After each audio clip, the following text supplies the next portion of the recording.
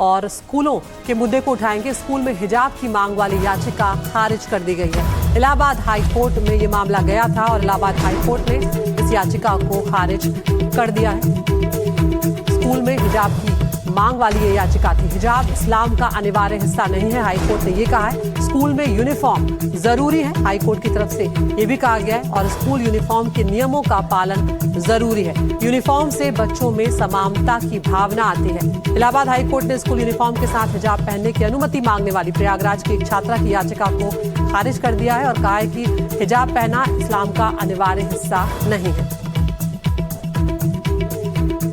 देखिए, धर्म पे हमला नहीं है। शिक्षा में एक रूपता लाने के लिए विद्यालय में अगर एक रूपता रहती है तो ये समझ में आता है कि ये छात्र हैं, यहाँ कोई भेदभाव नहीं है। लेकिन इस्लाम का पहनावा अलग, हिंदू का पहनावा अलग हो तो देखने में लगता है कि यहाँ हिंदू मुसलमान होता है। तो जो टिप्पणी कोर्ट ने किया वो सही किया है। माननीय उच्चतम न्यायालय क्या कहता है हम उसके साथ तो रहेंगे ही रहेंगे, लेकिन स्कूल यूनिफॉर्म के साथ हिजाब पहनने में क्या परेशानी है? अगर कोई व्यक्ति अपनी आस्था के साथ हिजाब पहनता है तो उसको परेशानी नहीं। अगर ये परेशानी है तो आज से ये घोषित कीजिए कि कोई भी दूसरे धर्म का आदमी क्राइस्ट का वो एम्बलम नहीं पहनेगा, कोई कड़ा नहीं बांधेगा, कोई हाथ में कलावा नहीं बांधेगा, कोई अपने हाथ में त्रिशूल का वो नहीं पहनेगा। तो ये सब पे लागू कीजिए ना। या कोई सिख बच्चा जो है वो पगड़ी नहीं बांधेगा, या कोई सिख बच्चा कटार नहीं रखेगा। मुझे लगता है कि उच्चतम न्यायालय को सभी को सर्वसंभाव के साथ बात करनी चाहिए।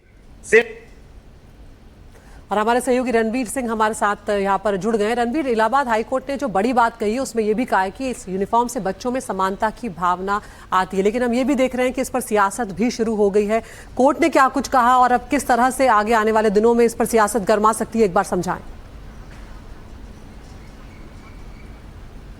देखिए, प्रयागराज में एक प्राइवेट स्कूल में 11वीं क्लास में पढ़ने वाली एक लड़की का दावा ये था कि क्लास 6 से लेकर 10th तक जिस स्कूल में वो पढ़ती थी वहाँ हिजाब पहन के जाती थी और वहाँ कोई ऑब्जेक्शन करने वाला नहीं था। लेकिन क्लास 11 में जब वो एडमिशन लेती है तो उस स्कूल में उससे मना किया जाता है कि आप हिजाब नहीं पहन सकती। अपने माँ के जरिए वो हाईकोर्ट जाती हैं, हाईकोर्ट जा कर के हिजाब पहनने की अनुमति मांगती हैं। अब हाईकोर्ट ने क्या कहा वो बहुत महत्वपूर्ण है।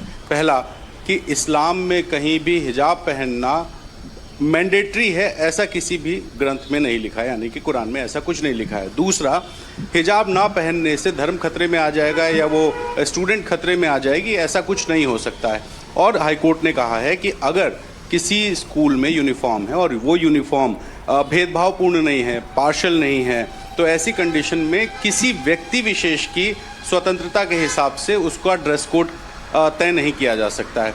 हाईकोर्ट का तर्क ये है कि एक तो इस्लाम खतरे में नहीं आ रहा है और दूसरी सबसे बड़ी बात यह है कि जब यूनिफॉर्म का मतलब ही होता है कि सब बराबर दिखे, ना जाति धर्म का भेद हो, ना किसी स्टूडेंट के आर्थिक स्थिति का भेद हो, सब जो भी स्टूडेंट्स हों वो सब बराबर दिखें।